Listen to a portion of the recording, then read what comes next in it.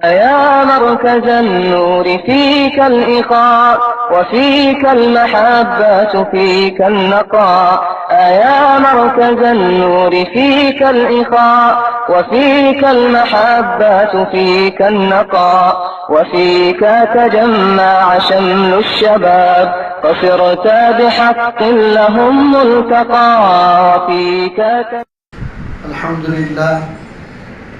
الحمد لله رب العالمين والصلاة والسلام على سيد الأنبياء والمرسلين وعلى آله وأصحابه وأزواجه وذرياته ومن تبعهم بإحسان إلى يوم الدين. أعوذ بالله من الشيطان الرجيم. بسم الله الرحمن الرحيم. قل للمؤمنين يغضون من أبصارهم ويحفظوا فروجهم. وقال النبي صلى الله عليه وسلم: الحياء شعبة من الإيمان. وقال النبي صلى الله عليه وسلم: النظر سهم من سهام إبليس، أو كما قال عليه الصلاة والسلام. صدق الله العظيم وصدق رسوله النبي الكريم ونحن على ذلك لمن الشاهدين والشاكرين والحمد لله رب العالمين.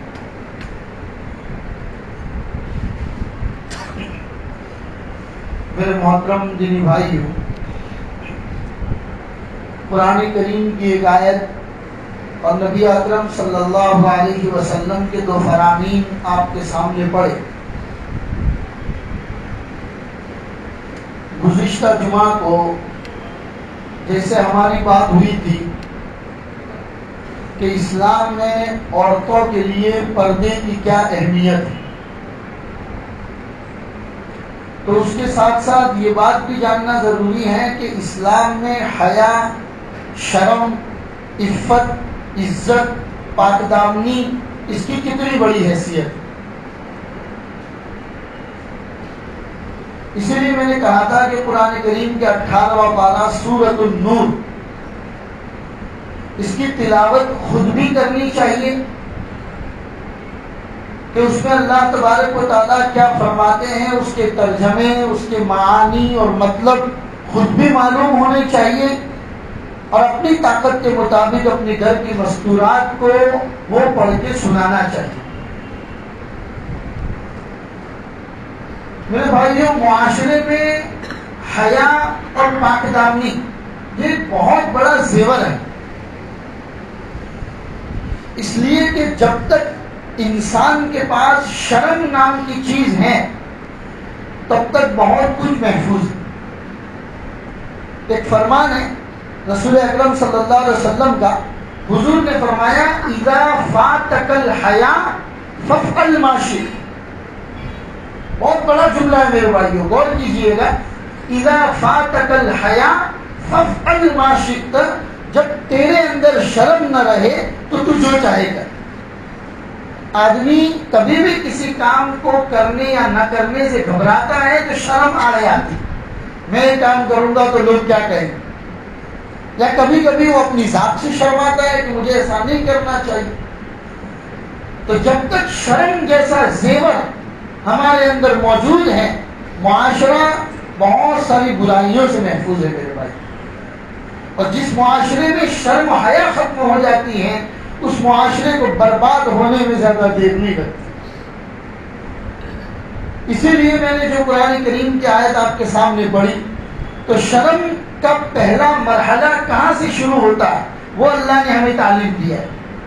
اللہ فرماتے ہیں: قل للمؤمنین یغضوا من ابصارہم، مومن مردوں سے کہہ دیجئے کہ اپنی نگاہوں کو نیچی رکھیں، کیونکہ شرم کا پہلا مرحلہ نگاہوں سے شروع ہوتا ہے۔ یہی بات اللہ نے عورتوں کو بھی کی، وَقُلْ لِلْمُؤْمِنَاتِ يَغْضُضْنَ مِنْ أَبْصَارِهِنَّ، مومن عورتوں سے بھی کہہ دیجئے کہ وہ اپنی نگاہوں کو نیچی رکھیں۔ کیوں؟ شرم و حیا کا پہلا مرحلہ نگاہوں سے شروع ہوتا ہے۔ نگاہیں ملتی ہیں، آنکھیں چار ہوتی ہیں، اس کے بعد پھر گناہوں کا ایک نہ رکنے والا سلسلہ شروع ہو جاتا ہے۔ تو پہلا ہی دروازہ بند کرنے کو کہا گیا، نگاہوں کو نیچی رکھو۔ اسی لیے دیکھیے قرآن کریم کے 15ویں پارے میں جہاں پر زنا کا تذکرہ ہے وہاں پر اللہ نے یہ نہیں فرمایا کہ زنا مت کرو. کتنی دور کی سوچ ہے یہ دیکھیں میرے بھائیوں. اللہ تعالیٰ فرماتے ہیں وَلَا تَقْرَبُوا الزِّنَا إِنَّهُ كَانَ فَاحِشًا وَسَاءَ سَبِيلًا. زنا سے قریب بھی مت ہو. زنا کرنا تو بہت دور کی بات ہے, وہ تو لاسٹ درجہ ہو گیا میرے بھائی. اللہ فرماتے ہیں وَلَا تَقْرَبُوا الزِّنَا, زنا سے قریب بھی مت ہو. یعنی کہ وہ تمام راستے جو آپ کو زنا کی طرف لے جاتے ہیں ان تمام راستوں پر روک لگاؤ. اور پہلا راستہ شروع ہوتا ہے نگاہوں سے. آدمی جب نگاہوں کو نیچے رکھتا ہے قرآن کے بتائے ہوئے حکم کے مطابق تو تمام آدھی برائیاں وہیں پر ختم ہو جاتی. اس لیے اللہ نے مومن مردوں کو بھی حکم دیا, مومن عورتوں کو بھی حکم دیا کہ قُل لِّلْمُؤْمِنِينَ يَغُضُّوا مِنْ أَبْصَارِهِمْ وَقُل لِّلْمُؤْمِنَاتِ يَغْضُضْنَ مِنْ أَبْصَارِهِمْ وَيَحْفَظُوا فُرُوجَهُمْ, اور اپنی شرمگاہوں کی حفاظت کرو.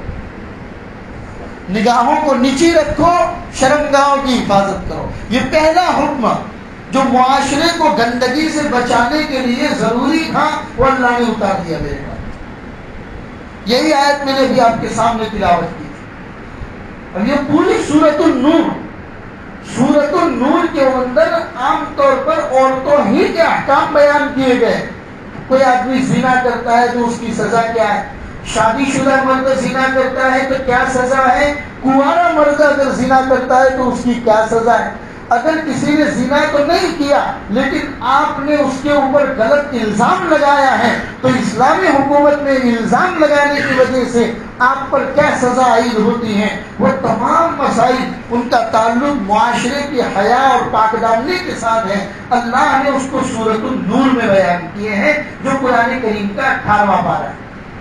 لہذا میرے بھائیوں ارادہ کرو, پکا ارادہ کرو. میں نے تو ارادہ کیا ہے رمضان المبارک میں انشاءاللہ سورۃ النور کی تفسیر کریں گے ہم مسجد میں. حالانکہ پہلے بھی کر چکا ہوں, 5 سال پہلے بھی سورۃ النور کی تفسیر میں دار ارقم میں کر چکا ہوں, لیکن اس سال دوبارہ ارادہ کیا ہے کہ انشاءاللہ پہلے ہفتے میں, 1 ہفتے کے اندر یہ سورت ہم پوری کر لیں گے اور سورۃ النور کی تفسیر کریں گے انشاءاللہ.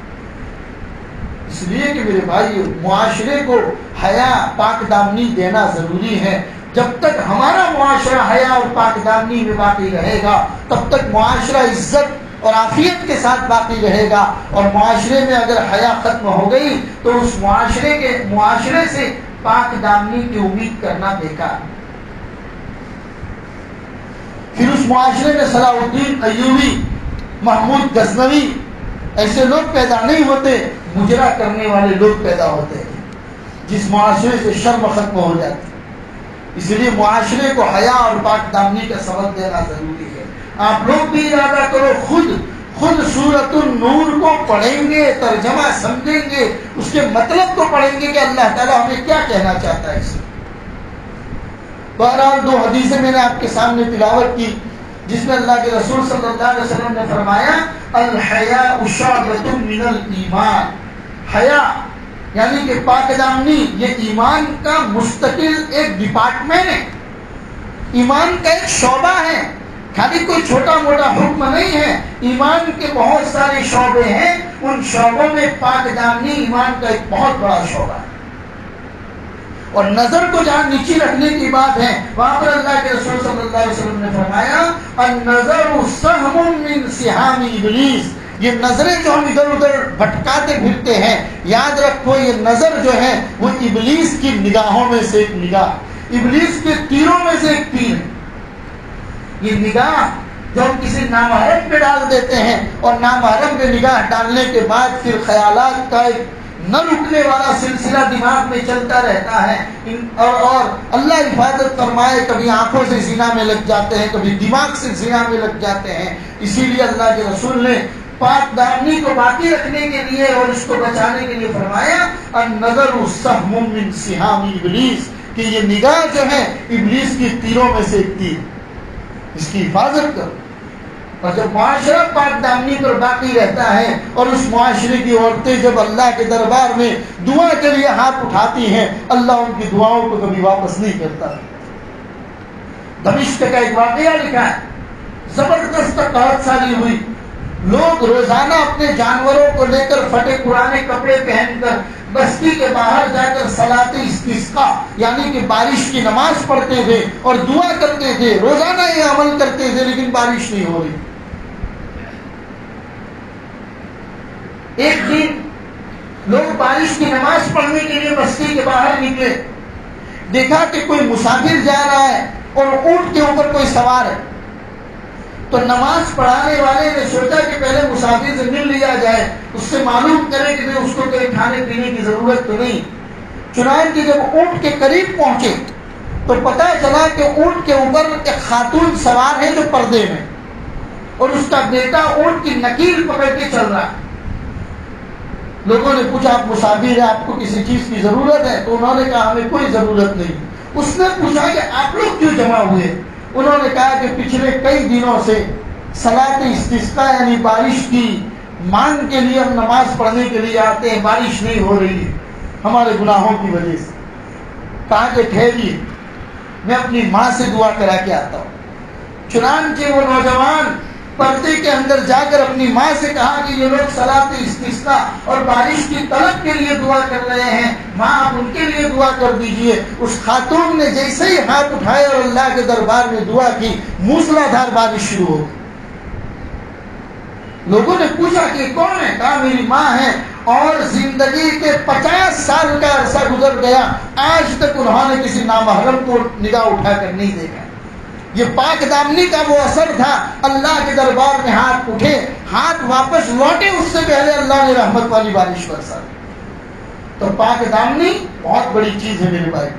حضرت عبداللہ ابن عمر رضی اللہ عنہما ایک واقعہ سناتے تھے کہ نبی پاک صلی اللہ علیہ وسلم نے ہم کو بنی اسرائیل کا ایک واقعہ سنایا کہ بنی اسرائیل میں 3 نوجوان ایک مرتبہ شکار کرنے کے لیے نکلے.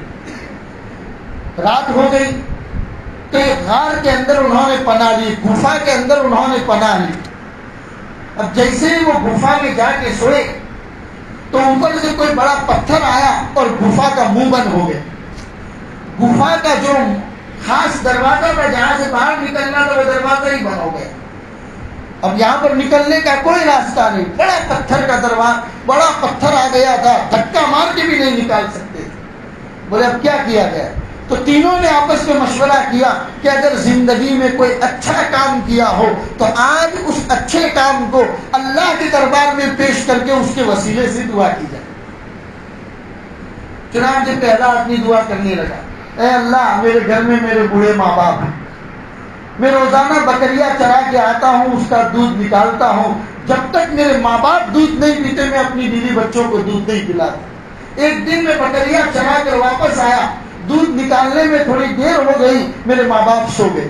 میں وہ دودھ نکال کر میرے ماں باپ کے سرہانے پر کھڑا رہا. میرے بچے بھوک کی وجہ سے میرے پیروں میں بلبلاتے رہے. میری بیوی نے کہا کہ بچوں کو پلا دو. میں نے کہا جب تک ماں باپ نہیں پیتے میں نہیں پلا سکتا. میں وہ دودھ لے کر کھڑا رہا یہاں تک کہ پوری رات گزر گئی. صبح جب میرے ماں باپ بیدار ہوئے میں نے ان کو وہ دودھ پلایا, تب جا کے میرے گھر کے تمام لوگوں نے وہ دودھ پیا. اے اللہ میں نے یہ عمل صرف تیری رضا کے لیے کیا تھا. اگر تجھے یہ کام, یہ میرا عمل پسند ہے, میری دعا کو قبول کر اور اس کے صدقے میں غار کے دروازے کو کھول, غار کے پتھر کو ہٹا دے. چنانچہ اللہ نے اس کی دعا کو قبول کیا اور غار کا پتھر تھوڑا سا ہٹ گیا, لیکن اتنا نہیں ہٹا کہ ایک آدمی باہر نکل سکے. دوسرا آدمی دعا کرنے لگا, اے اللہ میرے یہاں بہت سارے مزدور کام کرتے ہیں, میں روزانہ شام کو اپنے مزدور کو ان کی مزدوری دے دیا کرتا ہوں.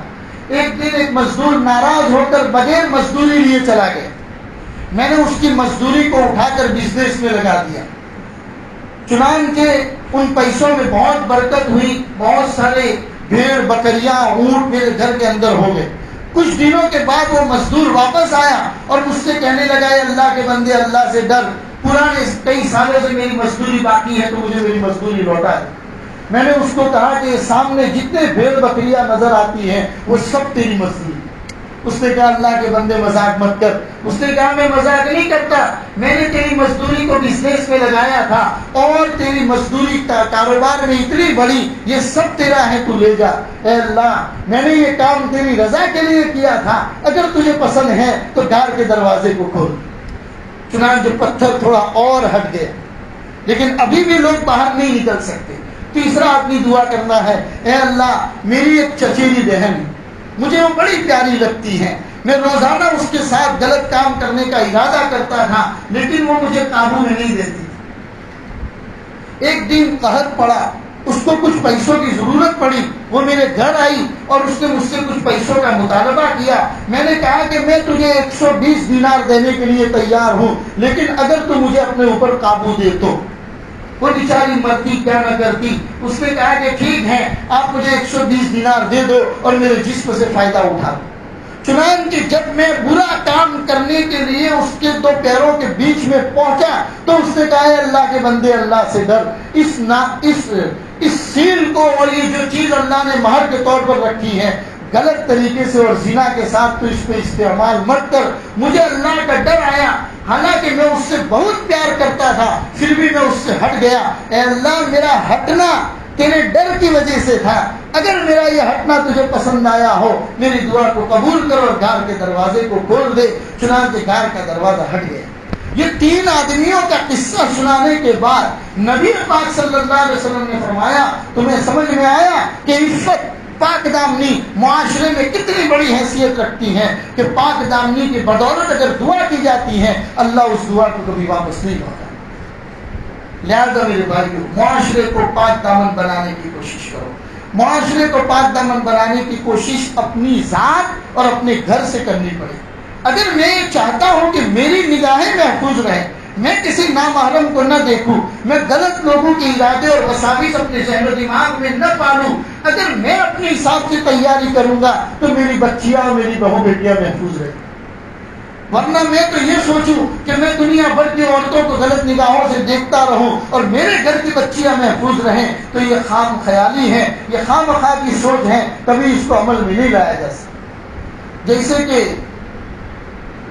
دمشق کے جویلر کا واقعہ لکھا ہے، علامہ ابن الجوزی نے دمشق کے جویلر کا واقعہ لکھا ہے کہ جویلر کے گھر میں ایک نوکر ہوا کرتا تھا جو پانی پلانے کا کام کرتا تھا، جس کو عربی میں سقا کہا جاتا ہے۔ 25 سال سے گھر میں کام کرتا تھا، بھروسہ مند تھا، اس کے بارے میں کبھی شک نہیں کیا جا سکتا تھا۔ ایک دن جب وہ پانی لے کر اپنی سیٹھانی کو پانی دینے کے لیے آیا تو اس نے سیٹھانی کا ہاتھ دبا دیا، بس اتنا ہی کیا، اس نے اور کچھ نہیں کیا۔ لیکن جویلر کی بیوی اچنبے میں پڑ گئی کہ یہ مزدور 25 سال سے ہمارے گھر میں کام کرتا ہے، بھروسہ مند آدمی ہے، اس نے آج تک غلط نگاہ سے کبھی مجھے نہیں دیکھا اور آج اس نے میرا ہاتھ دبا دیا۔ بس رونے لگی، صبح سے لے کر شام ہو گئی۔ شام کو جب وہ جویلر واپس لوٹا اس نے اپنی بیوی سے پوچھا کیا بات ہے، کیوں رو رہی ہو؟ تو اس نے کہا کہ آج ایسا واقعہ ہو گیا۔ اس نے اپنے گھر کا پورا واقعہ سنایا۔ جب واقعہ سنایا تو جویلر خود زار و قطار رونے لگا۔ جویلر نے کہا کہ اس میں اس خادم اور نوکر کی کوئی غلطی نہیں ہے، غلطی تیرے شوہر کی ہے۔ میں نے بھی 25 سال سے جویلر کی دکان کھولی ہے، میں نے بھی آج تک کسی عورت کو غلط نگاہ سے نہیں دیکھا، لیکن آج میری دکان میں ایک عورت چوڑیاں پہننے کے لیے آئی، میں نے اس کے ہاتھ میں چوڑی پہناتے ہوئے شہوت کے ساتھ میں نے اس کے ہاتھ کو دبا لیا تھا، اللہ نے اس کا ریئیکشن فوری طور پر میرے گھر میں دے دیا۔ 25 سال سے ایک مزدور گھر میں کام کرتا تھا، اس نے کبھی یہ نہیں کیا، آج اس نے سیٹھانی کا ہاتھ دبایا۔ وجہ کیا ہوئی؟ وجہ یہی ہوئی تھی کہ اس کے شوہر نے کسی اور کی عورت کو غلط طریقے سے چھوا تھا، اللہ نے اس کا اثر اس کے گھر میں دکھایا۔ تو میرے بھائیو، زنا میں نے بتایا تھا گزشتہ جمعہ میں آپ کو، الزنا دین، عربی میں مقولہ مشہور ہے کہ ان الزنا دین فَإِنْ أَقْرَضْتَهُ كَانَ الْوَفَاءُ مِنْ أَهْلِ بُيُوتِكُمْ، کہ زنا کے قرض ہیں، اگر تم کسی کو دو گے تو وہ قرض تمہارے گھر سے وصول کیا جائے۔ اسے آگے کہا ہے مَنْ يَزْنِي يُزْنَى بِهِ، جو زنا کرے گا اس کے گھر والوں کے ساتھ زنا کیا جائے گا، وَلَوْ بِجِدَارِهِ، میں نے اگزامپل کے طور پر آپ کو گزشتہ جمعہ میں ایک مثال بھی بتائی تھی، اگرچہ اس کی دیوار کے ساتھ ہو، یعنی گھر میں اگر کوئی بہو بیٹی نہیں ہے، سامنے والا تمہاری دیوار کے ساتھ اپنی شرمگاہ کو رگڑ کر جائے۔ اللہ کا نظام ہے، جیسی کرنی ویسی بننی، نہ مانے تو کر کے دیکھ، جنت بھی ہے جہنم بھی ہے، نہ مانے تو مر کے دیکھ۔ یہ تو ہونا ہی ہونا ہے. اور زنا کے بارے میں کہا جاتا ہے میرے بھائیوں، آدمی جب زنا میں مبتلا ہوتا ہے اس کا ایمان اس کے جسم سے باہر نکل جاتا ہے. کتنی بڑی چیز ہے میرے بھائیوں، غور و فکر کرنے کی ضرورت ہے. اللہ معاشرے کے ہر فرد کی حفاظت فرمائے. میری اور آپ کی ایسی بری چیز سے اللہ ہم سب کی حفاظت فرمائے. آدمی زنا میں مبتلا ہوتا ہے تو اس کا ایمان اس کے جسم سے نکل کر بعض میں عزم سائر میں ہو جاتا ہے. جب وہ برائی سے فارغ ہو جاتا ہے تب جا کے ایمان اس کے جسم میں آتا ہے. مان لو اللہ ہم سب کی حفاظت فرمائے، زنا جیسے برے کام میں مبتلا ہوتے وقت اگر موت آ گئی تو کیا ہوگا؟ کیا ہم ایمان پر مریں؟ ایک اور واقعہ لکھا ہے ملک شام کا ایک واقعہ لکھا ہے کہ ایک مؤذن اذان دینے کے لیے مسجد کے چھت پر چڑھا، اذان دے رہا تھا. اس وقت سامنے والی چھت پر ایک نصرانی عورت، ایک عیسائی عورت کپڑے سکھا رہی تھی. مؤذن کی آنکھ اس سے مل گئی، اس نے اس کے ساتھ شادی کا ارادہ کر دیا. تو اس نے کہا کہ آپ مسلمان ہو، میں نصرانی ہوں، ہم دونوں شادی نہیں کر سکتے. تو اس نے وہیں پر کھڑے کھڑے یوں کہا کہ میں اپنا ایمان چھوڑنے کے لیے تیار ہوں، نعوذ باللہ، میں اپنا اسلام چھوڑنے کے لیے تیار ہوں. اس نے کہا کہ ٹھیک ہے، اگر تم اسلام چھوڑ دیتے ہو تو آ جاؤ، ہم دونوں نکاح کر لیتے ہیں. چنانچہ وہ چھت سے اتر رہا تھا، وہیں پر اس کی موت آ گئی. ایمان چھوڑ دیا، چھت سے اتر رہا تھا، سیڑھی سے اترتے ہوئے اس کو موت آ گئی. نہ خدا ہی ملا، نہ وصال صنم، نہ ادھر کے رہے نہ ادھر کے رہے. نہ یہاں نہ ان کو پیار بھی ملا اور یہاں ایمان جیسی دولت سے بھی گویا کہ اپنی جھولی کو خالی کر دیا. اسی کو کہا کہ نہ خدا ہی ملا، نہ وصال صنم، نہ ادھر کے رہے نہ ادھر کے رہے. تو یہ تمام چیزیں میرے بھائی اسلام نے معاشرے کو محفوظ کرنے کے لیے پاک دامنی جیسا بہت بڑا شعبہ عطا فرمایا. اللہ ہم سب کو اس شعبے کو سمجھ کر اپنی زندگی میں اپنانے کی توفیق عطا فرمائے. آپ کو یاد ہونا چاہیے سیدنا حضرت عمر فاروق رضی اللہ تعالیٰ عنہ کے زمانے میں جب ملک شام فتح ہوا، گورنر اس زمانے کے گورنر تھے حضرت ابو عبیدہ بن الجراح رضی اللہ تعالیٰ عنہ. ان کو پتا چلا کہ مسلمان فوج جس نے شام پر قبضہ کر لیا ہے، آئندہ کل مسلمان فوج ملک شام میں داخل ہونے والی. چنانچہ عیسائیوں نے اپنی نوجوان لڑکیوں کو نیم برہنہ حالت میں، یعنی کہ جس کو کہا جاتا ہے جس کو کپڑا پہنا ہوا بھی نہیں اور ننگا بھی نہ کہا جائے، نیم برہنہ حالت میں اپنی لڑکیوں کو مین گیٹ کے اوپر کھڑا کر دیا جہاں سے مسلمان فوج کو گزرنا. جاسوسوں نے آ کر عبداللہ ابو عبیدہ بن الجراح کو بتا دیا کہ انہوں نے مسلمانوں سے میدان جنگ کے اندر تو فتح حاصل نہیں کی، اب یہ ہمارے ایمان سے کھیلنا چاہتے ہیں. اس لیے انہوں نے ملک شام کے مین دروازے پر اپنی دوشیزاؤں کو نیم برہنہ حالت میں کھڑا کر دیا. اب حضرت ابو عبیدہ بن الجراح نے مسلمان فوج کو جمع کیا اور جمع کرنے کے بعد کہا کہ مسلمانوں، ہم میدان جنگ کے اندر تو لوگوں سے جیت چکے ہیں، اب تمہارے اور میرے ایمان کا سوال ہے. لوگوں نے اور دشمنوں نے اپنی بچیوں کو نیم برہنہ حالت میں ہمارے راستے میں کھڑا کر دیا ہے، لیکن ہم مسلمان ہیں، ہمارے پاس قرآن کی تعلیم ہے. کل للمؤمنین یغضوا من ابصارہم، مومن مردوں سے کہہ دو کہ اپنی نگاہوں کو نیچی رکھو. ہم نگاہوں کو نیچی رکھ کر ملک شام میں داخل ہوں گے. تاریخ گواہ ہے اس بات پر، مسلمان کا پورا لشکر اپنی نگاہوں کو نیچے رکھ کے ملک شام میں داخل ہو گیا. وہ لوگ کہنے لگے کہ جو قوم اپنی نگاہوں کی حفاظت اس انداز میں کرتی ہو، اس قوم کے اوپر فتح حاصل کرنا اتنا آسان نہیں. یہ مسلمانوں کی تعلیم ہے میرے بھائی. آپ صلی اللہ علیہ وسلم کی لخت جگر حضرت فاطمہ الزہرا رضی اللہ تعالیٰ عنہ، ان کا واقعہ لکھا ہے. ایک مرتبہ رمضان کا چاند ہو گیا، مدینہ میں آوازیں لگنے لگی کہ رمضان کا چاند ہو گیا، رمضان کا چاند ہو گیا. کسی نے آ کے حضرت فاطمہ الزہرا سے کہا کہ آپ نے رمضان کا چاند دیکھا؟ تو حضرت فاطمہ نے کہا میری غیرت گوارا نہیں کرتی اس بات کو کہ میری نگاہ اس چاند کے اوپر میں ڈالوں جس چاند کے اوپر نامحرم مردوں کی نگاہیں پڑی.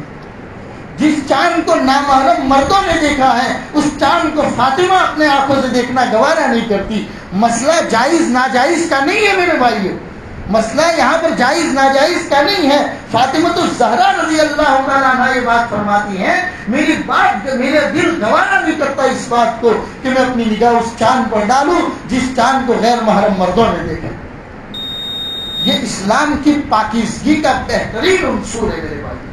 لہذا اپنے معاشرے کو پاک دامن بناؤ. معاشرہ پاک دامن صرف تقریر کرنے سے بیان کرنے سے نہیں ہوگا کہ ہم نے بیان کر لیا اور میں نے سوچ لیا کہ میرا معاشرہ پاک دامن ہو جائے. آپ نے بیان سن لیا اور آپ نے سوچ لیا کہ میرا معاشرہ پاک دامن ہو جائے. معاشرے کو پاک دامن بنانے کے لیے ابتدا ہم سب کو اپنی ذات سے کرنی پڑے گی. اپنے گریبان میں جھانک کر دیکھو. ہم سب اپنے گریبان میں جھانک کر دیکھو کیا میری نگاہیں کسی اور کی بہو بیٹیوں کو تاکتی ہے کہ نہیں تاکتی. میں اپنی نگاہوں کو ان کو تاکنے سے بچاتا ہوں کہ نہیں بچاتا. اگر میری نگاہیں محفوظ ہیں تو الحمدللہ ثم الحمدللہ میرے گھر کی بہو بیٹیاں بھی محفوظ رہی. اور اگر میری نگاہیں محفوظ نہیں ہیں, میں ماں اور بہن کے درمیان تمیز نہیں کرتا, تو پھر خواہ مخواہ کی امیدیں لگانا بیکار ہے میرے بھائی. اللہ تبارک و تعالی ہمارے معاشرے کو محفوظ فرمائے. قرآن کریم کی آیتوں پر اللہ ہم سب کو عمل کی توفیق عطا فرمائے. میں پھر سے بتاتا ہوں سورۃ النور 18واں پارہ سورۃ النور, جس کے اندر اللہ تبارک و تعالیٰ نے معاشرے کی پاک دامنی کے بہترین گن بتائے ہیں, بہترین اصول اور طریقے بتائے ہیں. وہ سورۃ النور آج سے ہم سب ارادہ کر لے کہ روزانہ 1 2 3 آیتیں کم از کم. ہمارے پاس موبائل ہے, موبائل کے اوپر یوٹیوب کے اوپر ایک سے ایک قرآن کا ترجمہ موجود ہے. تو آپ یوٹیوب پر جائیے, سورۃ النور کی زیادہ نہ صحیح, میں کہتا ہوں سورۃ النور کی روزانہ 2 2 3 3 4 4 آیتیں خود بھی پڑھیں, اس کے ترجمے کو سنیں, اس کے مطلب کو بھی سمجھیں اور اپنی گھر کی مستورات کو بھی بتائیں. اللہ تبارک و تعالیٰ کہنے سننے سے زیادہ ہم سب کو عمل کی توفیق عطا فرمائے. بد نظری کی حفاظت کے لیے 3 طریقے بتائے ہیں. آدمی اپنے دل میں دیدار الہی یعنی اللہ کا دیدار کل قیامت کے دن مجھے کرنا ہے, اس کا شوق پیدا کریں. اور یہ بھی یاد رکھیں اگر دنیا میں نگاہوں کو بد نظری سے نہیں بچایا تو دیدار الہی سے محروم رہے. اگر اللہ کا دیدار کرنا چاہتے ہیں تو دنیا کی زندگی میں اپنی نگاہوں کو نامحرم لوگوں سے بچانا پڑے گا. دوسرا طریقہ بتایا, اپنی ماں اور بیٹی کا تصور کرے. انسان نہیں چاہتا کہ میری ماں اور میری بیٹی کو کوئی غلط نگاہ سے دیکھے, تو میں اور آپ اگر کسی کو دیکھتے ہیں تو وہ بھی کسی کی ماں اور بیٹیاں ہیں. لہٰذا میرے بھائیوں اپنی ماں اور بیٹی کا تصور کرے. اور تیسری چیز بتائی, روایتوں میں آتا ہے اگر دنیا میں اپنی نگاہوں کو بد نظری سے نہیں بچایا تو کل قیامت کے دن ان آنکھوں میں گرم سلائی چلائی جائے. روایتوں میں آتا ہے کہ لوہا گرم کر کے سلائی کو گرم کر کے ان آنکھوں میں چلایا جائے گا. تو کیا آج دنیا کی تھوڑی سی تپش اور گرمی ہم برداشت نہیں کر سکتے, تو کل قیامت کے دن یہ سلائی گرم کر کے جب آنکھوں میں ڈالی جائے گی, میرے بھائیوں سن کر رونگٹے کھڑے ہو جاتے ہیں. برداشت کرنا تو دور کی بات. لہذا اللہ ہم سب کو عمل کی توفیق عطا فرمائے, ہمارے معاشرے کو محفوظ فرمائے, پاک دامن معاشرہ اللہ تبارک و تعالیٰ بنائے. ایسی دعا کرے. وصلی اللہ علی النبی الکریم وعلی آلہ واصحابہ اجمعین برحمتک یا ارحم الراحمین.